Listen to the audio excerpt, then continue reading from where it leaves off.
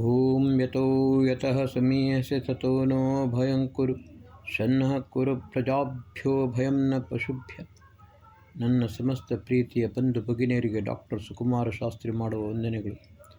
ಬಂಧುಗಳೇ, ನಾಳೆಯ ದಿವಸ ಎಂದರೆ ಜನವರಿ 28, 1865 ಇಸವಿ ಜನವರಿ 28ನೇ ತಾರೀಕು.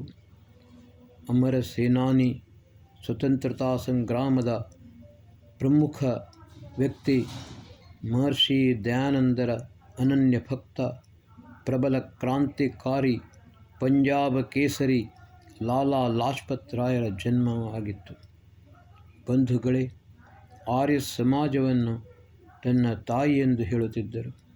ಮಹರ್ಷಿ ದಯಾನಂದರನ್ನು ತನ್ನ ತಂದೆ ಎಂದು ಹೇಳುತ್ತಿದ್ದರು. ಇವರ ತಂದೆ ಲಾಜಪತ್ ರಾಯರ ತಂದೆ ಒಬ್ಬರು ಉರ್ದು ಟೀಚರ್ ಆಗಿದ್ದರು. ಆದರೆ ಅವರು ಲಾಲಾ ಲಾಜಪತ್ ರಾಯರು ಪ್ರಬಲವಾಗಿ ಈ ಆರ್ಯ ಸಮಾಜದ ಕಾರ್ಯವನ್ನು ಮಾಡುತ್ತಿದ್ದರು. ಬಂಧುಗಳೇ, ಮಹರ್ಷಿ ದಯಾನಂದರ ಅನನ್ಯ ಭಕ್ತರಾಗಿದ್ದ ಲಾಲಾ ಲಾಜಪತ್ ರಾಯರು ಡಿ.ವಿ ಸಂಸ್ಥೆಗಳನ್ನು, ದಯಾನಂದ್ ಆಂಗ್ಲೋ ವಿದ್ಯಾಲಯ ಶಾಲೆಗಳನ್ನು, ದಯಾನಂದ್ ಕಾಲೇಜುಗಳನ್ನು ಸ್ಥಾಪಕವನ್ನು ಮಾಡಿದರು. ಈ ಸ್ಥಾಪಕ ಸದಸ್ಯರಲ್ಲಿ ಅವರು ಕೂಡ ಒಬ್ಬರಾಗಿದ್ದರು. ಬಂಧುಗಳೇ, ಬಂಗಾಳದ ವಿಭಜನೆಯನ್ನು ಲಾರ್ಡ್ ಕರ್ಜನ್ ಮಾಡಿದ್ದಾಗ ಆ ಸಮಯದಲ್ಲಿ ಲಾಲಾ ಲಾಜಪತ್ ರಾಯ್, ಬಾಲ್ ಗಂಗಾಧರ್ ತಿಲಕ್ ಮತ್ತು ಬಿಪಿನ್ ಚಂದ್ರ ಪಾಲ್ ಈ ಮೂವರು ಪ್ರಬಲವಾಗಿ ವಿರೋಧಿಸಿ ಪ್ರಬಲವಾದ ಆಂದೋಲನವನ್ನೇ ಮಾಡಿದ್ದರು. ಕಾಂಗ್ರೆಸ್ಸಿನವರು ಇವರನ್ನು ಉಗ್ರವಾದಿಗಳೆಂದು ಹೇಳಿಕೊಂಡು ಪ್ರತ್ಯೇಕವಾಗಿ ಇಟ್ಟರು. ಬಂಧುಗಳೇ, ಇವರು ಆ ಕಡೆಗೆ ಹೆಚ್ಚು ಗಮನವನ್ನೇ ಕೊಡಲಿಲ್ಲ.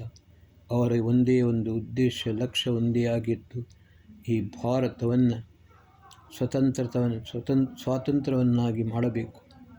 ಅದಕ್ಕೋಸ್ಕರ ಡಿ.ಎ.ವಿಯಲ್ಲಿ ಕಲಿಯುತ್ತಿದ್ದ ಪ್ರತಿಯೊಬ್ಬ ವಿದ್ಯಾರ್ಥಿಯನ್ನು ರಾಷ್ಟ್ರದ ರಕ್ಷಣೆಗೋಸ್ಕರ, ಈ ದೇಶವನ್ನು ಸ್ವತಂತ್ರವನ್ನಾಗಿ ಮಾಡುವುದಕ್ಕೋಸ್ಕರ ಪ್ರೇರಣೆಯನ್ನು ಕೊಟ್ಟು ಮಹಾನ್ ಕ್ರಾಂತಿಕಾರಿಗಳನ್ನಾಗಿ ಮಾಡಲು ಅವರು ಪ್ರಯತ್ನಿಸುತ್ತಿದ್ದರು.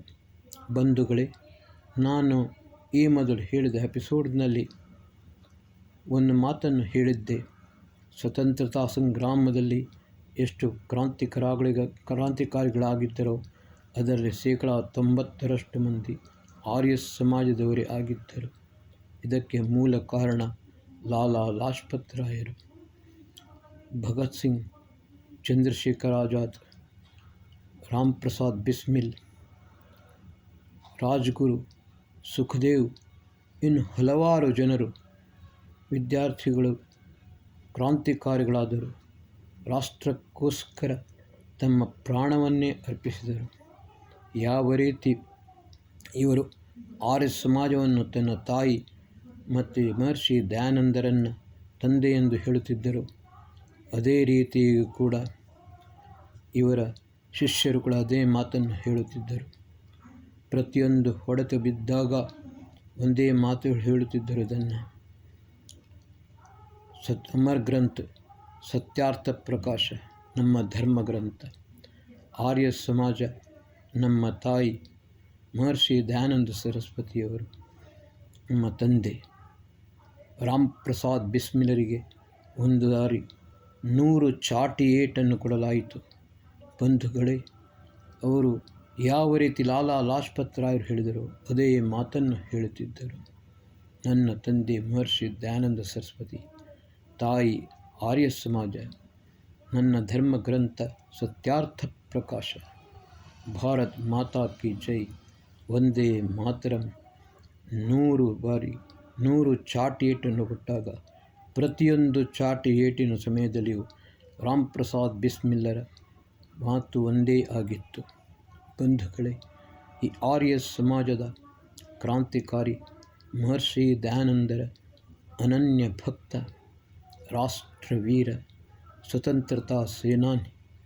ಇವತ್ತಿನ ದಿವಸ ನಾವು ಸ್ವತಂತ್ರರಾಗಿದ್ದೇವೆ. ಅದಕ್ಕೆ ಕಾರಣ ಮೋಹನ್ ದಾಸ್ ಕರಮ್ಚಂದ್ ಗಾಂಧಿ ಅಲ್ಲ. ಇತ್ತೀಚಿನ ಸುಪ್ರೀಂ ಕೋರ್ಟಿನಲ್ಲಿ ನಡೆದ ಒಂದು ಕೇಸಿನಲ್ಲಿ ಸುಪ್ರೀಂ ಕೋರ್ಟಿನ ಜಸ್ಟಿಸ್ ಒಂದು ಮಾತನ್ನು ಮನು ಸಿಂಘ್ವಿಗೆ ಹೇಳಿದರು. 12 ಪತ್ರಗಳನ್ನು ಅವರು ಮನು ಸಿಂಘ್ವಿಯ ಹತ್ರ ಇಟ್ಟರು. ಈ ಪತ್ರವನ್ನು ಬರೆದದ್ದು ಮೋಹನ್ ದಾಸ್ ಕರಮ್ಚಂದ್ ಗಾಂಧಿ. ಪ್ರತಿಯೊಂದು ಪತ್ರದಲ್ಲಿಯೂ ಕೂಡ I am your faithful servant ಅಂತ ಬರೆದಿದ್ದಾರೆ. ವೀರ ಸಾವರ್ಕರಿಗೆ ದೇಶದ್ರೋಹಿ ಎಂದು ಹೇಳುವ ರಾಹುಲ್ ಗಾಂಧಿಗೆ ಈ ಮಾತು ಗೊತ್ತಿರಲಿಲ್ಲವೇ? ಅದೇ ರೀತಿ ವೀರ ಸಾವರ್ಕರನ್ನು ದೇಶದ್ರೋಹಿ ಎಂದು ಹೇಳುವುದಾದರೆ ಮೋಹನ್ ದಾಸ್ ಕರಮ್ಚಂದ್ ಗಾಂಧಿಯನ್ನು ದೇಶದ್ರೋಹಿ ಎಂದು ಹೇಳಲು ಸಾಧ್ಯವಿಲ್ಲವೇ ಅಥವಾ ಹೇಳಬಾರದೆ? ಈ ಮಾತನ್ನು ಸ್ವಲ್ಪ ಮೊದಲು ಗಮನಿಸಲಿ. ಬಂಧುಗಳೇ, ಈ ಕಾಂಗ್ರೆಸ್ಸಿನವರಿಗೆ ಯಾರು ಬ್ರಿಟಿಷರ ಫೇತ್ಫುಲ್ ಸರ್ವೆಂಟ್ರಾಗಿದ್ದರು ಅವರು ಮಾತ್ರ ದೇಶ ಪ್ರೇಮಿಗಳು. ಯಾರು ಮಹರ್ಷಿ ದಯಾನಂದ ಶಿಷ್ಯರು, ಆರ್ಯ ಸಮಾಜಿಗಳು ಸ್ವತಂತ್ರತಾ ಸಂಗ್ರಾಮದಲ್ಲಿ ತಮ್ಮ ಪ್ರಾಣವನ್ನೇ ಅರ್ಪಿಸಿದರು, ಅಂಥವರು ಎಲ್ಲರೂ ಕೂಡ ಅವರ ದೃಷ್ಟಿಕೋನದಲ್ಲಿ ಆತಂಕವಾದಿಗಳಾಗಿದ್ದರು.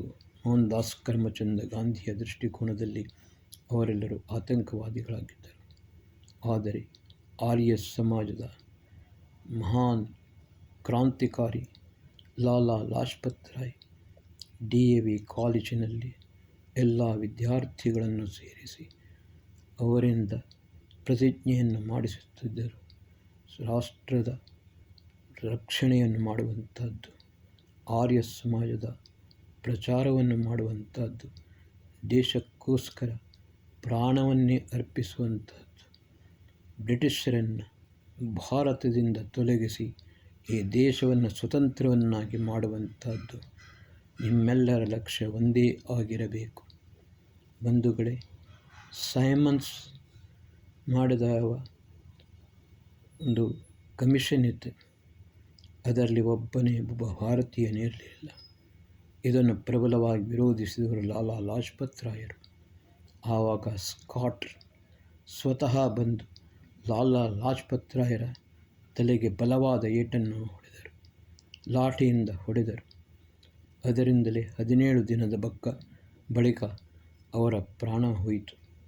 ಆದರೆ ಇತಿಹಾಸದ ಪುಟದಲ್ಲಿ ಅವರು ಹೃದಯಾಘಾತದಿಂದ ತೀರಿ ಹೋದರು ಎಂದು ಹೇಳಲಾಗುತ್ತದೆ. ಇದು ಕಾಂಗ್ರೆಸ್ಸಿನವರು ಬರೆದ ಇತಿಹಾಸ.